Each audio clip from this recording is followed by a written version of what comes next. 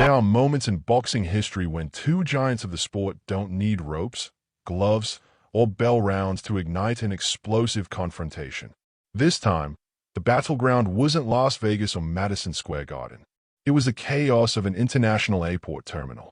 Terence Bud Crawford and Saul Canelo Alvarez, two of the most iconic names in modern boxing, crossed paths in a moment that is now etched in viral legend.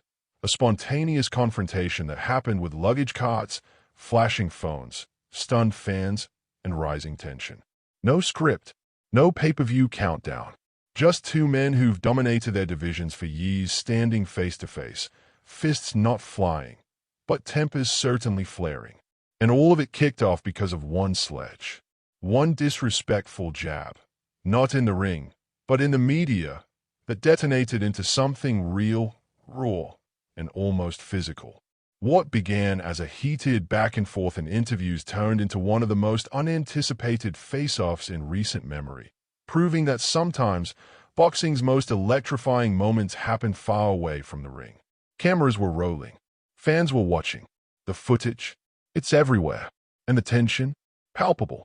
Let's rewind this scene, not to dramatize it unnecessarily, but because the moment demands to be unraveled piece by piece. It's the kind of encounter that changes narratives, stays up fan debates, and forces promoters to take notice. It's the kind of unscripted drama boxing thrives on, the kind that hints at something bigger on the horizon, maybe a future fight that had previously been seen as impossible. But first, what exactly happened? The story began to snowball weeks before the confrontation, when Terence Crawford, fresh off his dominant victory over Errol Spence Jr., found himself in the media crosshairs. Sitting across from a popular fight podcast host, Crawford was asked what he thought of Canelo Alvarez's recent string of performances and whether he'd ever consider moving up to challenge the Mexican superstar. What followed was an honest, maybe too honest, assessment that lit a fire across the boxing world. "I respect what Canelo's done," Crawford said, adjusting his cap and keeping his voice even. "But let's be real. He's not the fighter he used to be. He picks and chooses now, ducking tough fights, cherry-picking opponents. If he really wanted greatness, he'd welcome the challenge instead of hiding behind weight classes." That last line, hiding behind weight classes, hit a nerve. Canelo, long accused by critics of strategic matchmaking, didn't take it lightly. Just days later, in a Spanish-language interview broadcast throughout Mexico and beyond, Canelo returned fire. "Crawford is a great fighter, but he should stay in his lane," Canelo said sharply. "He knows nothing about what it's like to move up the way I did. He beat one guy and now he talks like he runs boxing. He's got a big mouth. Let's see if he talks like that face to face." That invitation would prove prophetic. The tension reached a boiling point when both fighters, coincidentally, or perhaps not, found themselves flying into Los Angeles International Airport, LAX, for separate business appearances. Crawford was in town to meet with a film executive exploring a documentary on his journey from Omaha's rough streets to undisputed champion.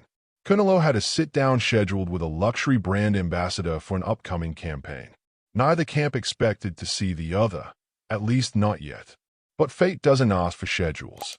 As the footage now circulating on nearly every major platform shows, Terence Crawford was walking briskly through Terminal 4's baggage claim, flanked by a pair of close friends and his longtime coach, Brian McIntyre. He wore dark sunglasses and AirPods, seemingly lost in his own world.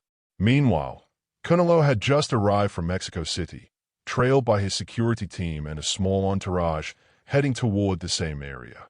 A fan spotted them both within seconds of each other. "Crawford, Canelo," a young man shouted, phone in hand, capturing the moment that would ignite a firestorm. At first, the two fighters didn't notice one another. But then, as Crawford pulled his AirPod out and looked toward the shouts, his eyes locked on Canelo's unmistakable figure.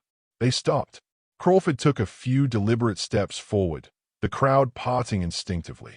Canelo turned his head, saw who it was, and stood still, expression unreadable. You could feel it even through the screen. The energy shifted.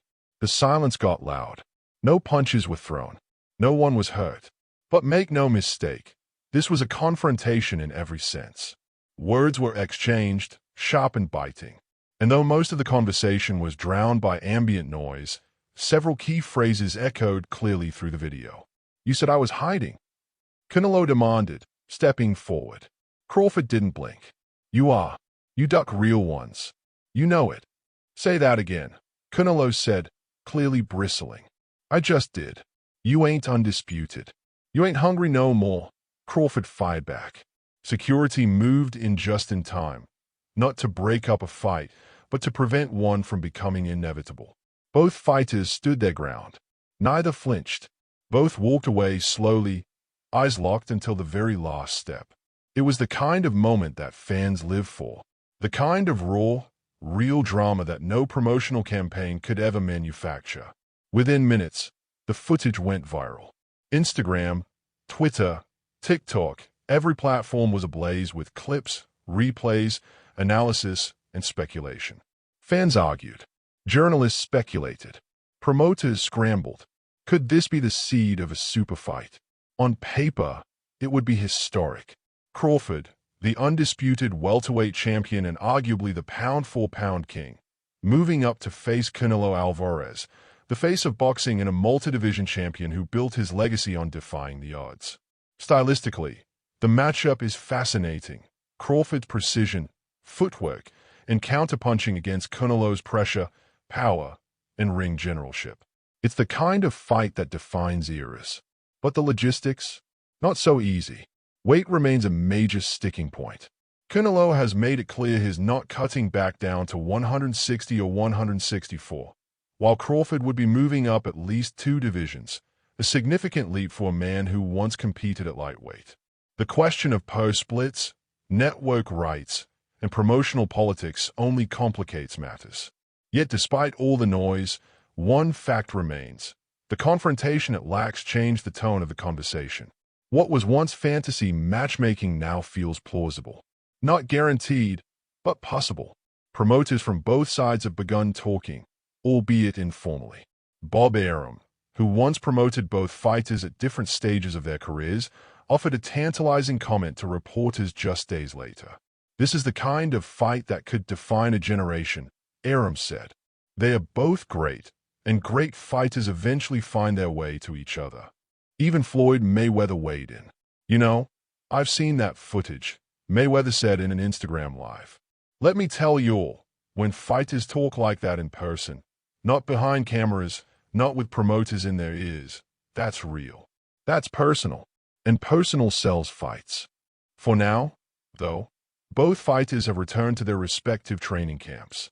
Crawford, ever the tactician, has resumed sparring sessions and cardio-heavy workouts in Colorado Springs, while Canelo is back at his high-altitude camp in Jalisco. Neither man has confirmed whether negotiations are underway, but the silence only fuels speculation. So maybe, just maybe, the collision course is real. Maybe the viral moment wasn't just viral fluff. Maybe it was the spark that lights a $100 million fire.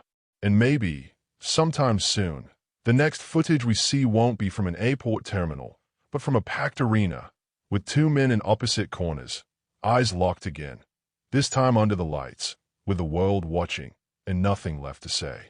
Until then, we watch, we debate, we hope, because this is boxing at its best, raw, unpredictable, emotional, and real. As the days rolled on from the dramatic confrontation at LAX, something strange happened in the boxing world. Something rare and beautiful. For once, the noise didn't die down. It got louder. In an era where viral moments come and go within hours, this one lingered. Analysts kept replaying the footage. Influencers posted reaction videos. Even former UFC champions, NBA players, and celebrities from outside the sport weighed in with their takes. Terence Crawford versus Canelo Alvarez had gone from a pipe dream to a full-blown movement. And the fighters? Still silent, still circling each other like 2 apex predators sizing each other up. But behind that silence, the machinery was already turning. Top Rank, Matchroom, PBC, Golden Boy, streaming giants and global venues. They were all watching, calculating, maneuvering. This wasn't just a fight, it was a golden goose. A generational moment. A chance to strike while the sport was burning hot with organic heat. rumors began to swirl about a private meeting between representatives of both fighters. Not at a gym, not at a press event, at a luxury hotel in Las Vegas. No cameras, no entourages, just handlers, lawyers, and advisors in suits, talking numbers, testing boundaries, floating possibilities. One thing was clear from that meeting. Neither fighter was backing down. Terence Crawford wants to fight, not for clout, not even for legacy, for something deeper, a chance to prove that technique and heart still rule boxing, even against men naturally bigger and more experienced at higher weights.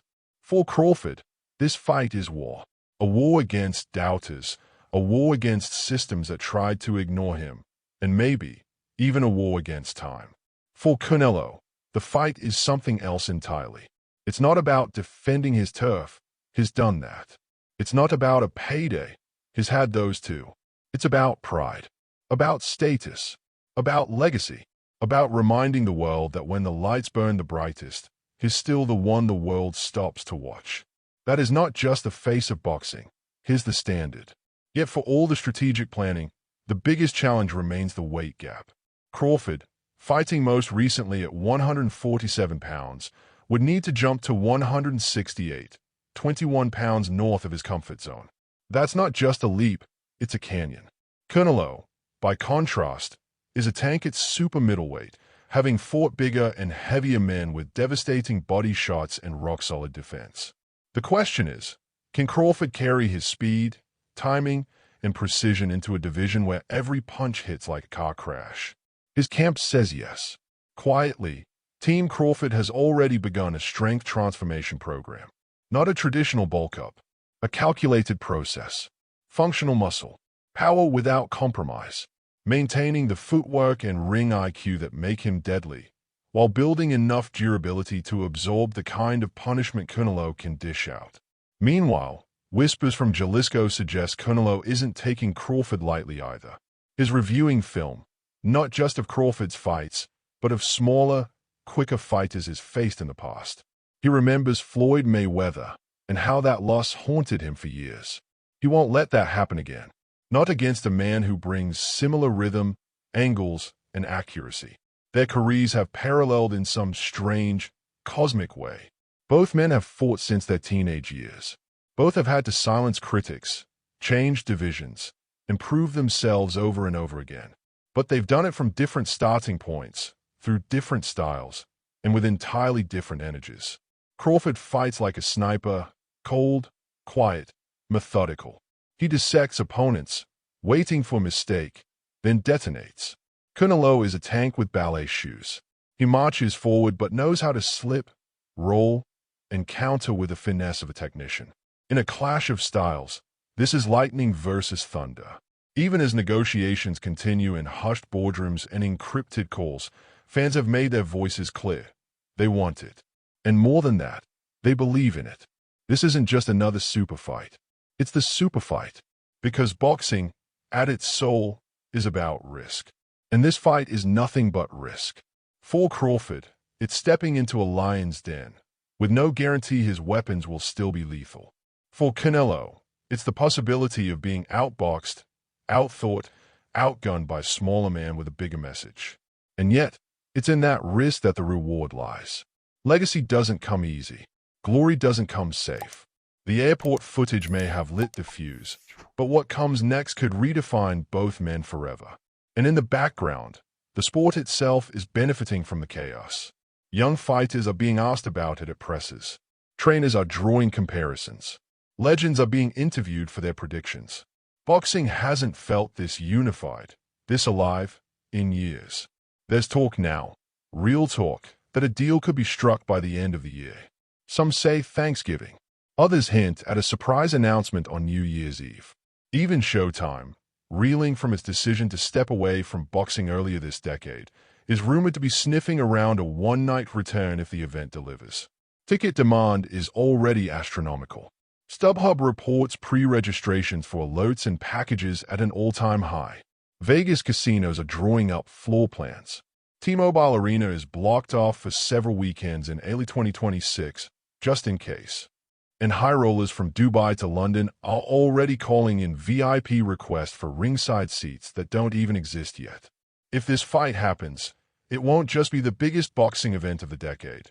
It will be one of the biggest events in sports, period.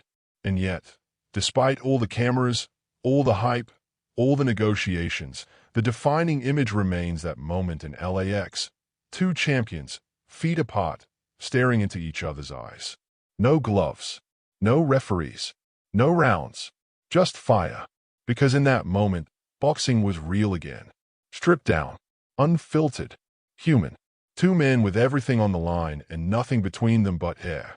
That's the moment the world fell in love with the idea of Crawford versus Canelo. And now we wait for the contract. Because if this fight gets signed, if the trash talk turns to gloves, if the stay down turns into punches, if the confrontation becomes collision, then the footage from the airport won't just be viral.